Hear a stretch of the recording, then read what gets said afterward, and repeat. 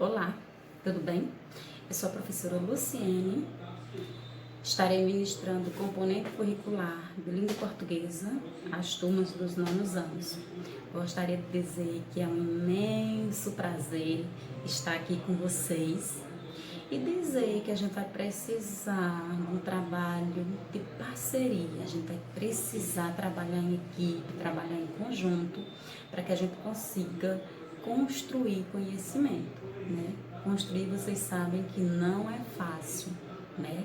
Requer aquisição de materiais, de recursos, requer práticas específicas, tá? Então a gente vai precisar que vocês se dediquem. Então, peço desde já que vocês reservem o tempo de estudar. Vocês só têm a ganhar com isso. Eu tenho certeza que no futuro, quando vocês olharem para trás e verem o quanto vocês se dedicaram aos estudos, se dedicaram às leituras, se dedicaram às compreensões, interpretações, argumentações, vocês vão se sentir felizes, se sentirem recompensados no futuro. Tá? Então eu peço desde já que vocês reservem o tempo de estudar, tá? Construir não é fácil, é igual uma casa, não é? Como se vai construir uma casa? Será que a gente vai construir só com a vontade? Só em dizer assim, eu quero construir uma casa. Fecha os olhos e abre e de repente a casa está construída? Né? A gente vai precisar de recursos, de planejamentos, de prática, tá? Então, para construir conhecimento não é diferente. A gente tem sim que se desafiar, se sacrificar um pouquinho. Por que sacrificar? Porque a gente está habituado a outras coisas, né? A gente dedica pouco tempo para estudar, mas está errado, tá? Quem dedica muito tempo para estudar, está fazendo certo. Quem dedica pouco tempo, está fazendo errado, né? Vai crescer, vai construir mais lentamente, tá certo? Mas a gente vai sim desenvolver um trabalho que busque, que vise o crescimento, o amadurecimento intelectual de vocês, tá? Então contamos com esse trabalho de parceria, tá? Deixa eu pedir para vocês uma coisa, tá? Cada um de vocês que estão vendo, assistindo a aula hoje, vão enviar para mim no privado, tá? No privado lá no WhatsApp. Vocês vão enviar uma fotografia, o nome completo e a identificação da turma, tá? Se é nano A, nano B ou nano C. O nome C eu já conheço quase todo, né? Todo, aliás. Mas o nome A e o nano B eu não conheço, mas todo mundo manda foto pra mim, tá? Nome, série, turma e a fotografia, tá? Depois eu vou aqui lançar um desafio para vocês. É a nossa acolhida de hoje. Nossas aulas começam hoje, que alegria, né? E aí eu já lanço um desafio, nossa acolhida, tá? Pra gente realizar esse desafio, eu já digo de antemão que vocês vão precisar de um certo conhecimento de mundo. Que conhecimento de mundo é esse? Alguns de vocês conhecem esse recurso que eu vou utilizar, outros vão interpretar rapidinho, tá? Os 3 primeiros que enviarem a resposta correta para mim vão ganhar um prêmio, tá certo? Então, a mensagem é: não pão, tempem tempê, cepê, me pelhopore pisto, porque penipinguem pé. Mas pai simpim, me pelhopore pisto, porque peja passam pão. Tá? Entendeu? Traduziu? Manda pra mim que eu aguardo uma chuva de respostas no meu WhatsApp, tá? Cheiro. Vamos então à nossa aula de hoje, que começa a nossa apresentação. Língua portuguesa, como eu já disse para vocês, eu sou a professora Luciene. Tá? Aqui nós temos o roteiro da nossa aula de hoje. Essa imagem está postada no grupo do WhatsApp. Né? Vamos então, nossa aula 1, hoje, dia 17 de agosto. Nós hoje vamos falar sobre sentido global do texto. Quando a gente fala em global, o que a gente entende com isso, né? A totalidade, globo, o todo, né? Tanto é que essa imagem, essa ilustração que foi colocada desse homem, com o globo próximo dele, está fazendo uma alusão a esse nosso conteúdo da aula de hoje. Tá? Então, a gente vai ver hoje alguns recursos para que a gente perceba qual é o sentido global de um texto. Tá? Para a gente fazer essa identificação, essa percepção do sentido global textual, nós vamos utilizar alguns recursos. Né? A gente precisa ter determinados conhecimentos. E na aula de hoje nós vamos conversar um pouquinho sobre 3 desses recursos. Tá? E aí a gente colocou aqui, né, principais recursos para identificar o sentido global do texto. É importante que vocês internalizem a informação, né, de que texto é todo aquela produção textual que nos transmite uma mensagem. Né? Alguns de nós temos a concepção de que texto é só quando a gente vê um emaranhado de letras, frases, parágrafos, né? Um texto única e exclusivamente com o uso da linguagem verbal, mas não necessariamente é esse o conceito de texto. Todo elemento, toda produção que nos transmite uma mensagem, a gente chama de texto, né? Tanto é que, se eu disser assim, por exemplo, fogo, eu não estou transmitindo uma mensagem para você, né? Então, eu não posso dizer que a palavra fogo, ali sozinha, está me dizendo alguma coisa, né? Então, não é texto. Mas se porventura você vê alguém saindo de dentro de uma casa, correndo e gritando, fogo! Até. Veja que aí nessa situação, nesse contexto, a palavra fogo é um texto. Por quê? Porque está nos transmitindo uma mensagem. A gente consegue compreender a mensagem transmitida por aquela pessoa, né? Não só pela palavra, mas pela situação em que essa palavra foi empregada. Então a gente tem que estar bem atento a essa percepção de texto. Né? Existem também os textos não verbais. Né? Quando a gente olha uma imagem que nos transmite uma mensagem, é um texto. Tá? Então, os textos podem ocorrer na linguagem verbal, na linguagem não verbal ou na linguagem mista. Tá? Mas isso a gente vê ainda mais à frente e acredito que muitos de vocês já devem ter visto também. Tá? Então, a gente vai aqui perceber o sentido global de determinados textos. Tá? Então, os principais recursos para a gente fazer essa compreensão, essa identificação do sentido global do texto são esses aqui. Localizar informação explícita em um texto, inferir informação implícita em um texto e inferir o sentido de uma palavra ou expressão. Vamos ver um por um, tá? O primeiro recurso aqui, localizar informação explícita em um texto. O que significa explícita? Né? As informações explícitas são aquelas que são manifestadas pelo autor no próprio texto. São de fácil localização. Você faz a leitura e, de maneira óbvia e clara, você percebe qual foi a informação que o autor colocou lá. Então, quando a gente lê um texto, a gente consegue ver várias informações explícitas. E o nosso desafio é identificar algumas delas, tanto na nossa aula de hoje, quanto na vida. Tá? Vocês podem, a partir de hoje, se desafiar a identificar essas informações explícitas que aparecem nos diversos textos que vocês lidam no dia a dia. Por exemplo, uma conta de luz. Se eu perguntar qual foi o valor da conta de energia da sua casa esse mês, você vai lá no texto e localiza essa informação. Por quê? Porque é uma informação explícita, é óbvia, é clara. Você vai lá no texto e identifica. Se eu perguntar em nome de quem está a conta de energia da sua casa, você consegue localizar? Consegue. Por quê? Porque essa também é uma informação explícita, está clara, está óbvia, tá? E aí a gente trouxe aqui um exemplo, né? Deixa eu mudar aqui. Um exemplo, um texto para a gente fazer uma leitura, que é um texto verbal, né? Única e exclusivamente manifestado através da palavra, né? Aí a gente vai aqui fazer a leitura desse texto, tá? Concordo plenamente com o artigo, revolucione a sala de aula. É preciso que valorizemos o ser humano, seja ele estudante, seja professor. Acredito na importância de aprender a respeitar nossos limites e superá-los quando possível, o que será mais fácil se pudermos desenvolver a capacidade de relacionamento em sala de aula. Como arquiteta, concordo com a postura de valorização do indivíduo, em qualquer situação. Se procurarmos uma relação de respeito e colaboração, seguramente estaremos criando a base sólida de uma vida melhor. Tá? Então, esse é o texto. E olha o que é solicitado para a gente identificar no texto, né? Olha o enunciado da questão. O texto registra que qual dessas alternativas aqui é uma informação correta, né, com relação ao texto que a gente acabou de ler.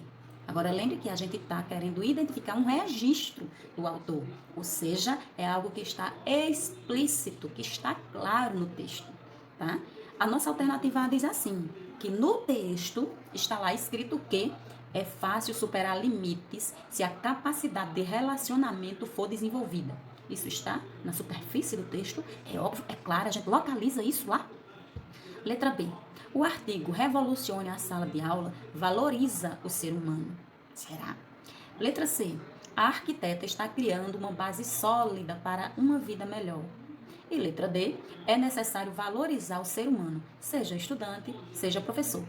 Tá? Qual dessas alternativas aqui vocês diriam que está explícita no texto? Tá? Se vocês quiserem, pode voltar o vídeo um pouquinho, ver lá, dar uma olhadinha no texto e responde antes de seguir, tá? Aqui à frente nós já temos, ó, o texto com um trechinho sublinhado. Olha o que é que o texto diz, olha.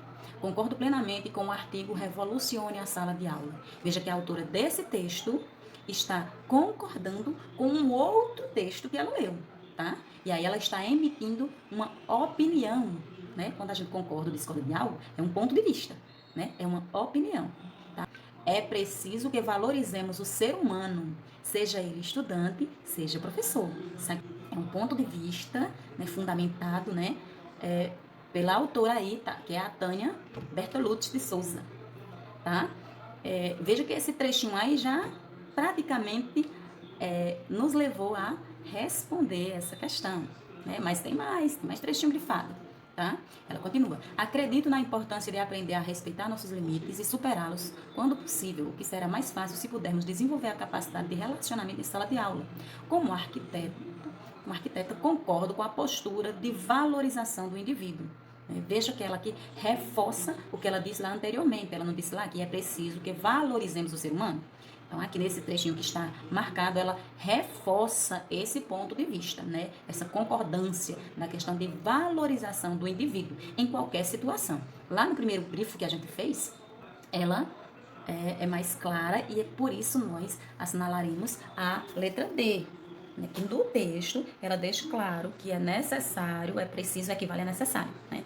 Então, é necessário valorizar o ser humano, seja estudante, seja professor. Se tivesse uma outra alternativa aqui, por exemplo, é necessário que valorizemos o indivíduo. Estaria correto também, ela também afirma isso, a gente também percebe isso na superfície textual, a gente percebe isso no texto da Tânia Bertolucci. Tá? Será por que não é letra A? É fácil superar os limites se a capacidade de relacionamento for desenvolvida. Na leitura que a gente faz, não podemos perceber essa expressão aqui no texto, ou nada que seja equivalente.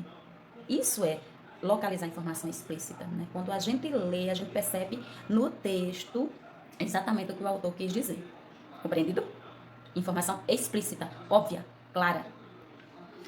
O segundo recurso são as informações implícitas. Então, para que a gente compreenda o sentido global do texto, a gente primeiro precisa localizar informações explícitas e precisamos também inferir, nem localizar, né? Porque os implícitos, eles estão por trás das palavras, por trás do texto. A gente vai ter que pressupor, concluir, tá? Então, inferir uma informação implícita no texto é localizar e conseguir perceber as informações que não são manifestadas pelo autor, mas que a gente pode subentender, ou seja, a gente pode chegar a uma conclusão a partir do que o autor disse, tá?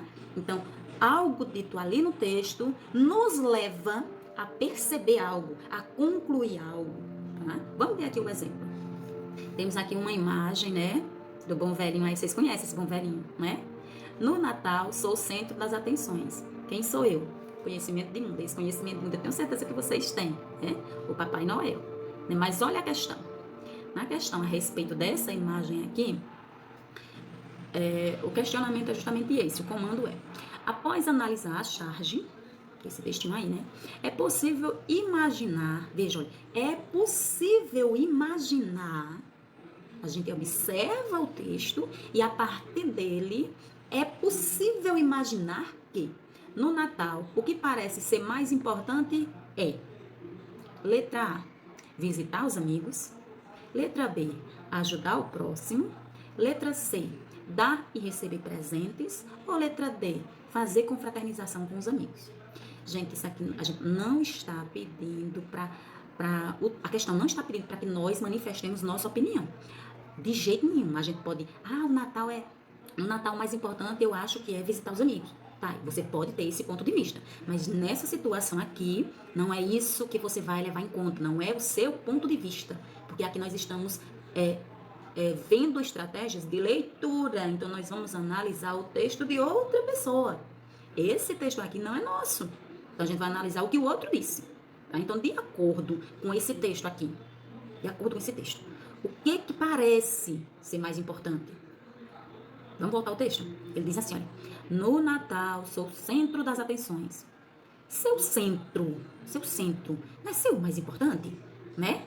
Então, se no Natal ele é o centro das atenções, esse mocinho aí, né, o Papai Noel, a gente vai pressupor que, de acordo com o texto, o mais importante no Natal é dar e receber presentes.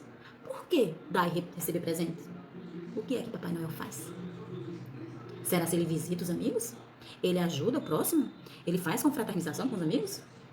O bom velho aí é símbolo do presente, né? A simbologia da troca, ou do dar e do receber presente no Natal.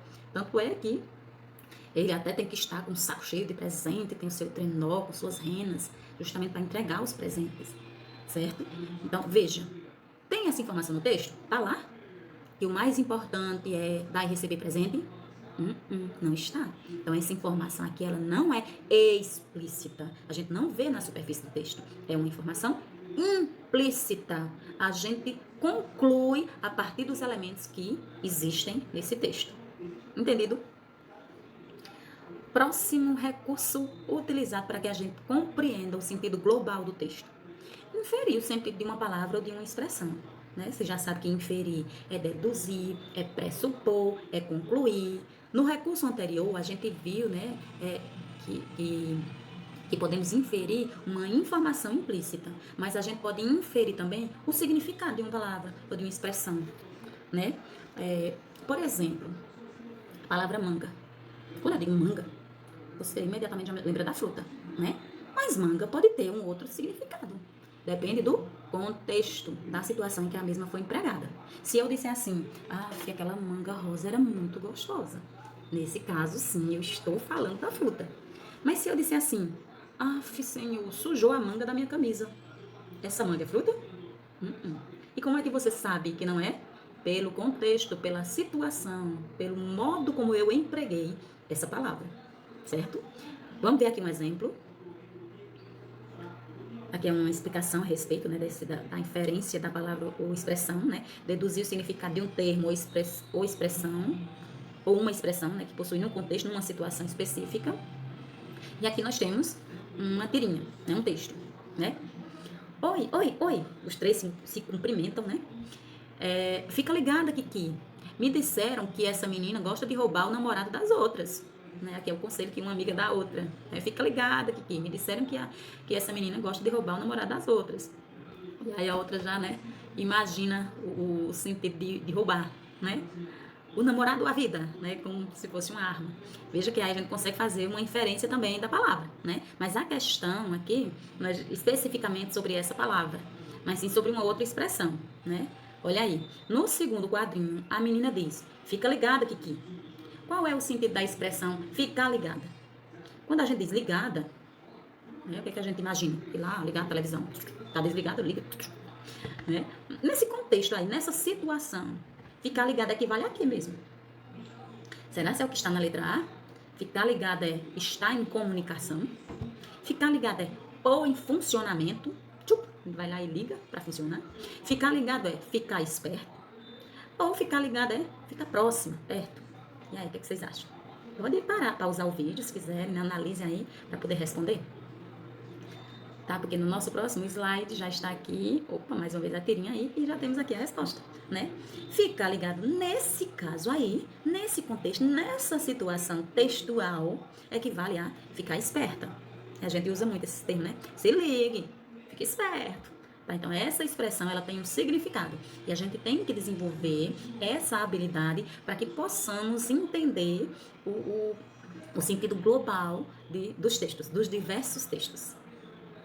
Tá? E essa foi a nossa aula de hoje. Espero que vocês tenham entendido esses 3 recursos, né, para que a gente possa compreender melhor os nossos textos, as leituras que fazemos. No nosso próximo encontro, nós vamos continuar falando sobre esses recursos. Aguardo todos vocês. Daqui a pouquinho eu vou explicar a atividade que vocês vão realizar.